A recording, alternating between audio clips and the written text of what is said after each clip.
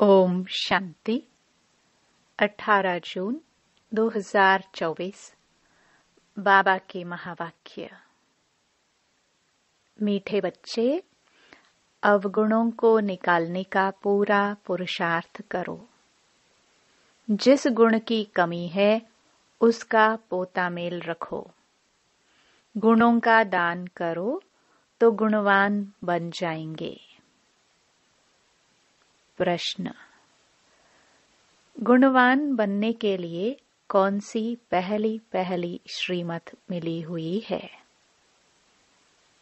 उत्तर: मीठे बच्चे, गुणवान बनना है तो पहले किसी की भी देह को मत देखो, अपने को आत्मा समझो। एक बाप से सुनो, एक बाप को देखो। मनुष्य मत को नहीं देखो। दूसरा, देह अभिमान के वश ऐसी कोई एक्टिविटी न हो जिससे बाप का व ब्राह्मण कुल का नाम बदनाम हो। उल्टी चलन वाले गुणवान नहीं बन सकते, उन्हें कुल कलंकित कहा जाता है।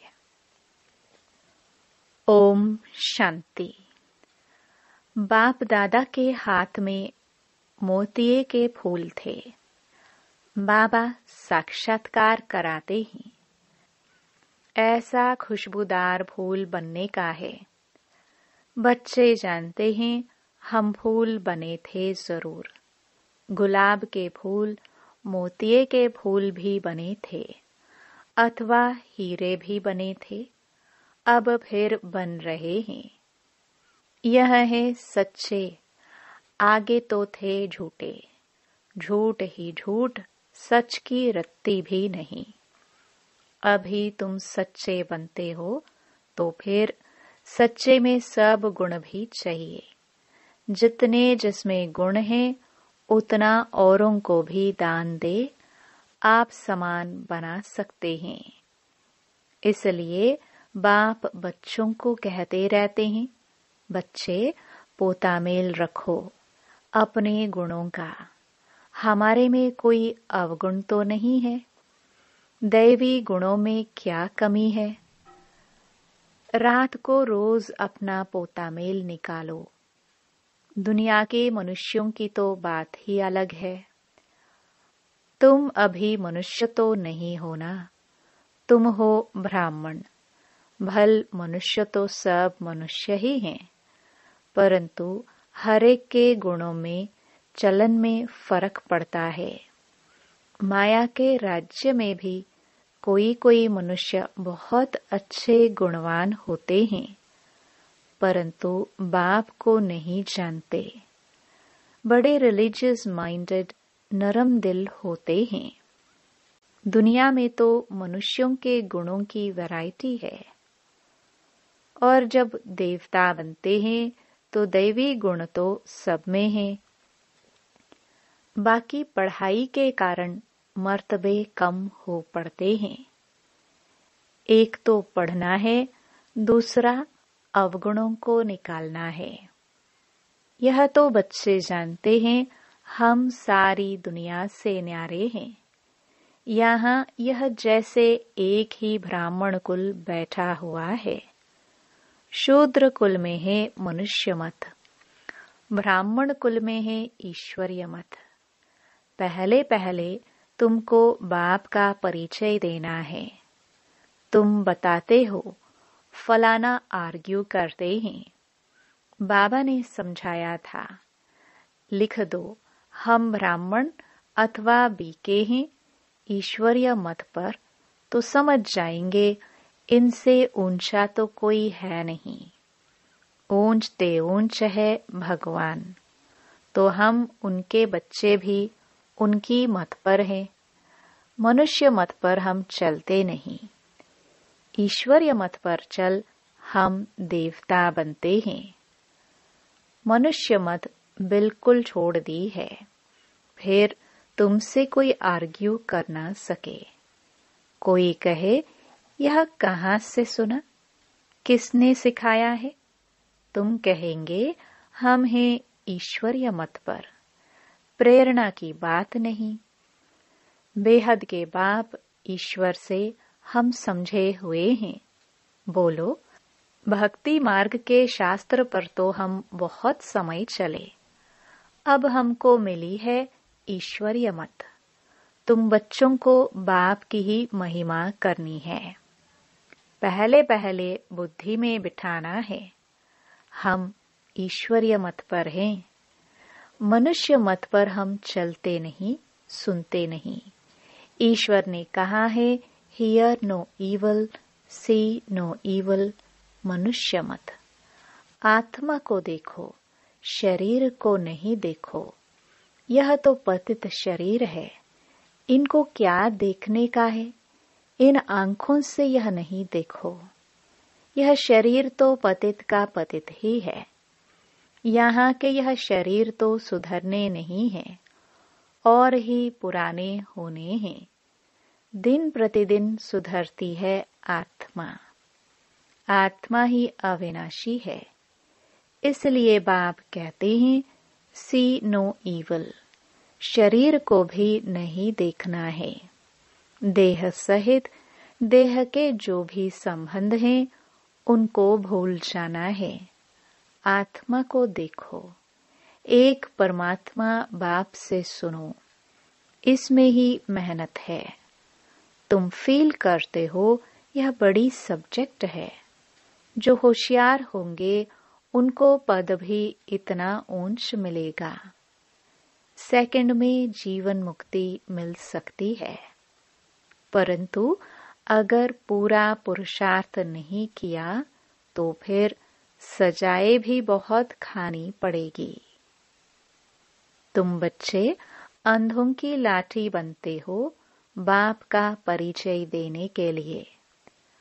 आत्मा को देखा नहीं जाता, जाना जाता है।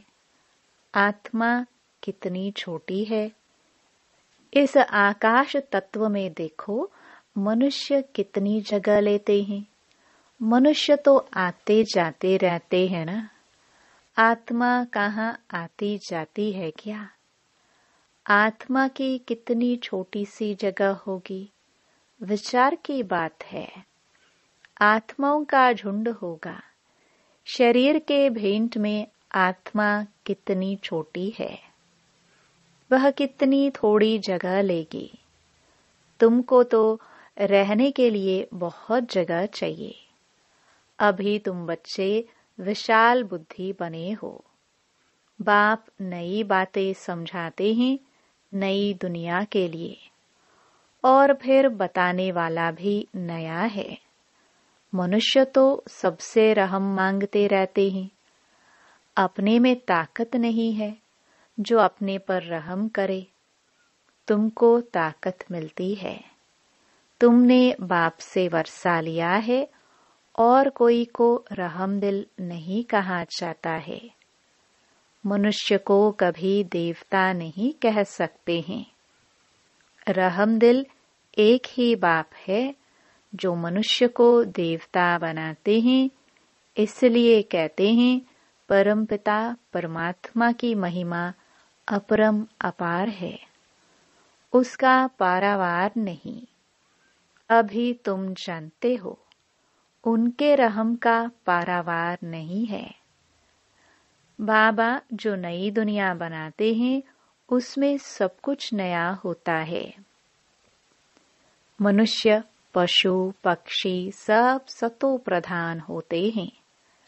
बाप ने समझाया है तुम ऊंच बनते हो तो तुम्हारा फर्नीचर भी ऐसा ऊंच ते ऊंच गाया हुआ है। बाप को भी कहते हैं ऊंचे ते ऊंचा, जिससे विश्व की बादशाही मिलती है। बाप साफ कहते हैं हम हथेली पर बहिश्त ले आता हूँ। वो लोग हथेली से केसर आदि निकालते हैं। यहाँ तो पढ़ाई की बात है। यह है सच्ची पढ़ाई। तुम समझते हो हम पढ़ रहे हैं, पाठशाला में आए हैं। पाठशालाएं तुम बहुत खोलो तो तुम्हारी एक्टिविटी को देखे। कोई फिर उल्टी चलन चलते हैं तो नाम बदनाम करते हैं। देह अभिमान वाले की एक्टिविटी ही अलग होगी। देखेंगे ऐसी एक्टिविटी है तो फिर जैसे सब पर कलंक लग जाता है। समझते हैं इनकी एक्टिविटी में तो कोई फर्क नहीं है, तो गोया बाप की निंदा कराई ना। टाइम लगता है, सारा दोष उस पर आ जाता है। मैनर्स बहुत अच्छे चाहिए। तुम्हारे एक्टर्स बदलने में कितना टाइम लगता है। तुम समझते हो कोई कोई के कैरेक्टर्स बहुत अच्छे फर्स्ट क्लास होते हैं, वह दिखाई भी पड़ेंगे। बाबा एक एक बच्चे को बैठ देखते हैं, इनमें क्या खामी है जो निकलनी चाहिए। एक एक की जांच करते हैं। खामियां तो सब में हैं, तो बाप सबको देखते रहते हैं, रिजल्ट देखते रहते हैं।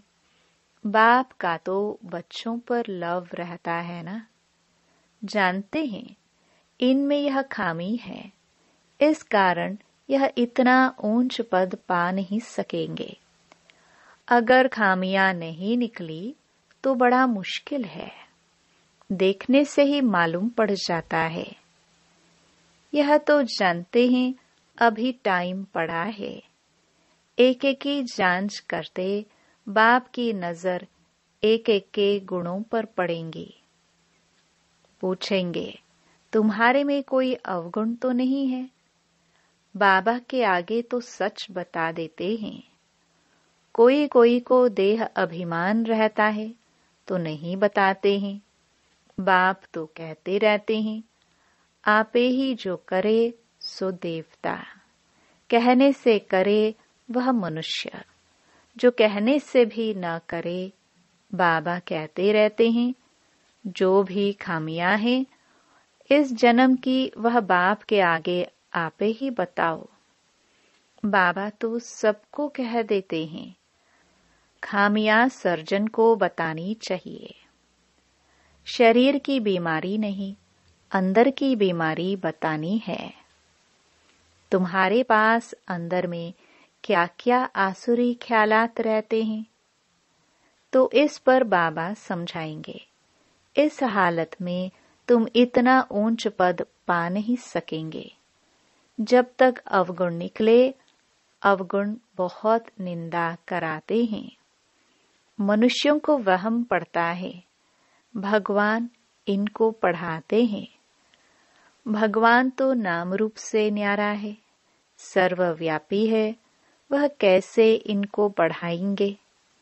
इनकी चलन तो कैसी है। यह तो बाप जानते हैं तुम्हारे गुण कैसे फर्स्ट क्लास होने चाहिए। अवगुण छिपा देंगे तो कोई को इतना तीर नहीं लगेगा। इसलिए जितना हो सके अपने में अवगुण जो है उनको निकालते जाओ। नोट करो हमारे में यह खामी है, तो दिल अंदर में खाएगी। घाटा पड़ता है तो दिल खाती है। व्यापारी लोग अपना खाता रोज निकालते हैं। आज कितना फायदा हुआ रोज का खाता देखते हैं। यह बाप भी कहते हैं रोज अपनी चाल देखो, नहीं तो अपना नुकसान कर देंगे। बाप की पथ इज्जत गवा देंगे। गुरु की निंदा कराने वाले ठौर न पाए। देह अभिमानी ठौर नहीं पा सकेंगे। देही अभिमानी अच्छी ठौर पाएंगे।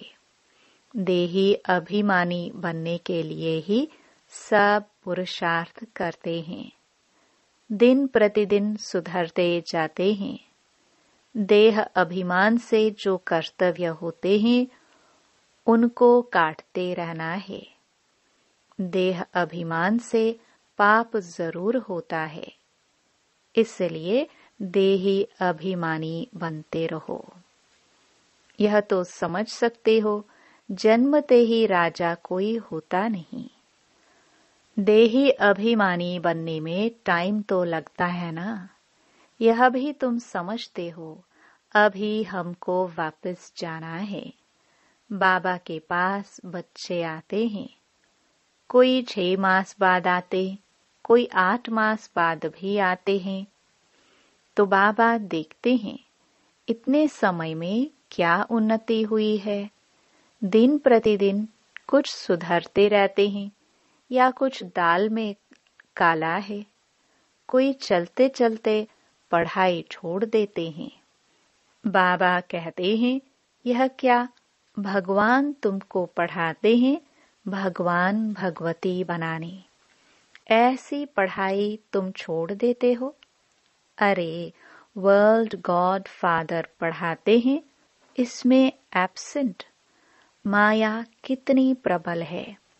फर्स्ट क्लास पढ़ाई से तुम्हारा मुख मोड़ देती है। बहुत हैं जो चलते रहते हैं, फिर पढ़ाई को लात मार देते हैं। यह तो तुम समझते हो। अब हमारा मुंह है स्वर्ग तरफ, लात है नरक तरफ। तुम हो संगम युगी ब्राह्मण। यह पुरानी रावण की दुनिया है। हम वाया शांति धाम, सुख धाम तरफ जाएंगे। बच्चों को यही याद रखना पड़े। टाइम बहुत कम है। कल भी शरीर छूट सकता है। बाप की याद नहीं होगी तो फिर अंतकाल। बाप समझाते तो बहुत हैं। यह सब गुप्त बातें हैं। नॉलेज भी गुप्त है। यह भी जानते हैं, कल्प पहले जिसने जितना पुरुषार्थ किया है वही कर रहे हैं। ड्रामानुसार बाप भी कल्प पहले मुआफिक समझाते रहते हैं। इसमें फर्क नहीं पड़ सकता है। बाप को याद करते रहो तो तुम्हारे विकर्म विनाश होते जाए। सजा नहीं खानी चाहिए। बाप के सामने सजाए बैठ खाएंगे तो बाप क्या कहेंगे। तुमने साक्षात्कार भी किए हैं, उस समय माफ नहीं कर सकते। इन द्वारा बाप पढ़ाते हैं तो इनका ही साक्षात्कार होगा। इन द्वारा वहां भी समझाते रहेंगे। तुमने यह किया, फिर उस समय बहुत रोएंगे, चिल्लाएंगे, अफसोस भी करेंगे। बिगर साक्षात्कार सजा दे ना सके। कहेंगे तुमको इतना पढ़ाते थे, फिर ऐसे ऐसे काम किए। तुम भी समझते हो, रावण की मत पर हमने कितने पाप किए हैं। पूज्य से पुजारी बन पड़े हैं। बाप को सर्वव्यापी कहते आए। यह तो पहले नंबर की इंसल्ट है। इसका हिसाब किताब ही बहुत है। बाप उल्हाना देते हैं। तुमने अपने को कैसे चमाट मारी है। भारतवासी ही कितना गिरे हैं। बाप आकर समझाते हैं, अभी तुमको कितनी समझ मिली है। सो भी नंबरवार समझाते हैं ड्रामा अनुसार।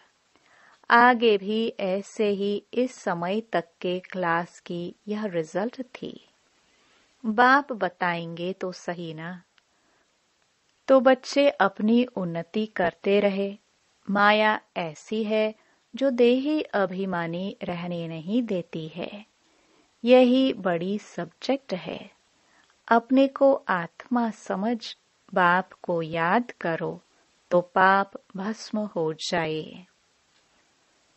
अच्छा, मीठे मीठे सिखिलदे बच्चों प्रति माता पिता बाप दादा का याद प्यार और गुड मॉर्निंग।